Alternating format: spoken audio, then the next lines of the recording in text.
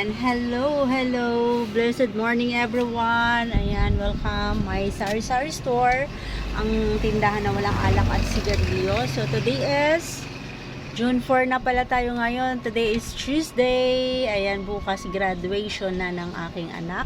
At bukas close kami, guys.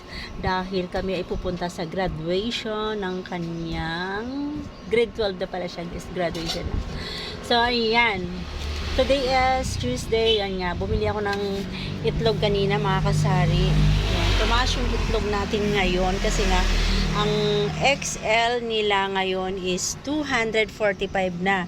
So ang binili ko lang ngayon, mga kasari, ay large. So yan, nagtry ako ng large kasi nga mukhang wala na akong tutubuhin doon sa XL na itlog. Kaya nagtry ako ng large. So, ang benta ko lang dito is 9 pesos. So, malaki naman siya. At ang ginagawa pala nila dito sa itlog pala, mga kasari, ay tinitimbang pala nila to. Kaya hindi siya, minsan hindi siya pantay yung kanyang laki. So, may maliit din siya, may malaki. Kaya ang ibig sabihin, pag ganun pala, is tinitimbang nila ang isang tray. So, ayan mga kasari, ayan, mayroon din akong itlog na pula. Ayan, is 20 pesos ang benta ko dito. So, yan na lang yung natira. So, kanina yung itlog lang na binili ko. Dahil hindi nga kami nakapunta ng bayan ng Marikina. Eh, doon kasi kami bumibili ng itlog. Kasi mas mura doon sa bilihan talaga. So, dito, bumibili lang ako ng pag in case na talaga na wala nang mabibilihan. At in case lang pag nauubusan ako, doon ako bumibili. Dito ako bumibili. So, ayan nga. At makulimlim na araw naman ngayon.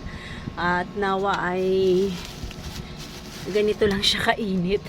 Kasi sa pag sobrang init at maalinsangan, ako, baka mukhang uulan ngayon eh.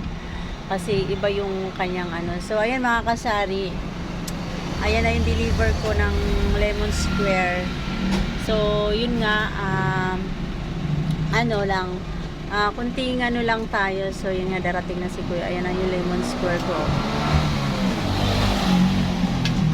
So, ayan, may parating tayo na deliver. At ayan na si Kuya nga.